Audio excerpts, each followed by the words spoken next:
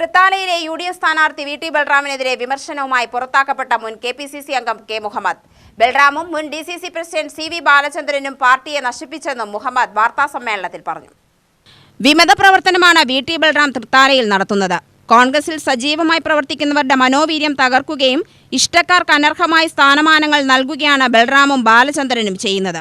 ജനകീയ പ്രശ്നങ്ങൾ അവതരിപ്പിക്കാൻ വിളിച്ചാൽ കോൺഗ്രസ് നേതാക്കന്മാർ ഫോൺ പോലും എടുക്കാതായപ്പോഴാണ് കോൺഗ്രസിൽ നിന്നും വിട്ടുനിന്നത്. ആപത്ത് ഘട്ടങ്ങളിൽ MP രാജേഷാണ് സഹായിച്ചതെന്നും തിരഞ്ഞെടുപ്പിൽ ഇടതുപക്ഷ വിജയത്തിനായി പ്രവർത്തിക്കുമെന്നും മുഹമ്മദ് പറഞ്ഞു.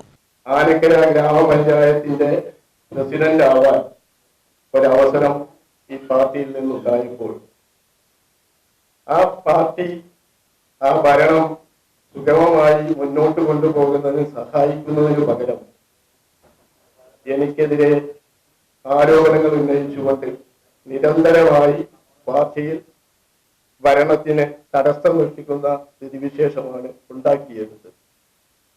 അതിന് കാരണമായി പറഞ്ഞത് ഒരു എഗ്രിമെന്റ് ഉണ്ട് എന്നാണ്.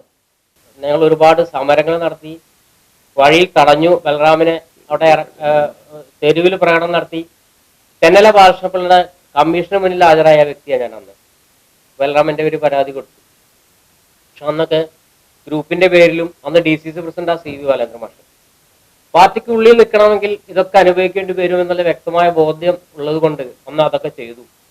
അതിനുശേഷം രണ്ടാമത്തെ തെരഞ്ഞെടുപ്പിൽ ബൽറാമിനും കൂടെ ശക്തമായി പ്രവർത്തിക്കുകയും അദ്ദേഹത്തെ ജയിപ്പിക്കുകയും ചെയ്ത ആളാണ്.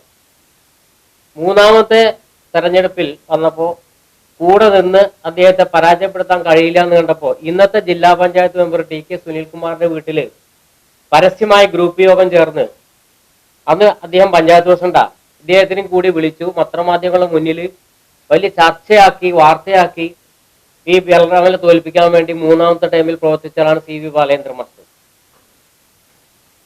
ഇതൊപ്പം തന്നെ ശ്രീ VT ബൽറാം V4VT എന്ന ഗ്രൂപ്പ് KPC വൈസ് പ്രസിഡന്റ് ആണല്ലോ, നിങ്ങൾ പരിശോധിക്കണം, ക്ലിപ്പ് ഞങ്ങൾ തരാം.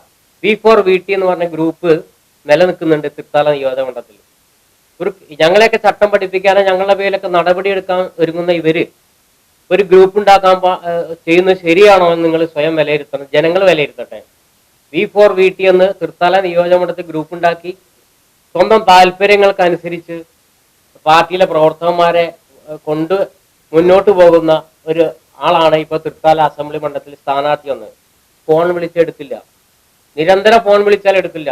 അവിടുത്തെ സാധാരണ പ്രവർത്തകന്മാരോട് ചോദിച്ചാൽ VT ബൽറാം ഫോൺ വിളിച്ചാൽ നിങ്ങൾ മാധ്യമ സുഹൃത്തുക്കൾ വിളിച്ചു നോക്കൂ, 7 പ്രാവശ്യം 8 തവണ വിളിച്ചാലും ഒരു പാർട്ടി പ്രവർത്തനം എന്താണ്, ഒരു ആവശ്യം വന്നാൽ ഫോൺ എടുക്കണം, അല്ലെങ്കിൽ തിരിച്ചു വിളിക്കണം, അതാണ് മര്യാദ. വിളിക്കില്ല. ഇത് പാർട്ടിയുടെ എല്ലാം ശക്തമായിട്ട് അഭിപ്രായമുള്ളതാണ്. എന്താണ് പ്രശ്നം വെച്ചാൽ അസംബ്ലി സീറ്റ് മോഹിച്ചു 2-3 ടൈമായിട്ട് അദ്ദേഹം നടത്തുന്നു. ഞങ്ങൾ അദ്ദേഹത്തിന് കൂടെ വർക്ക് ചെയ്ത ആളുകളാണ്. അമ്മക്ക് അദ്ദേഹം ഐ ഗ്രൂപ്പായിട്ട് നേതൃത്വം കൊടുത്ത ആളാണ്. ആ സീറ്റ് കിട്ടിയില്ല. PM അസീസിന് സീറ്റ് മോഹമുണ്ട്.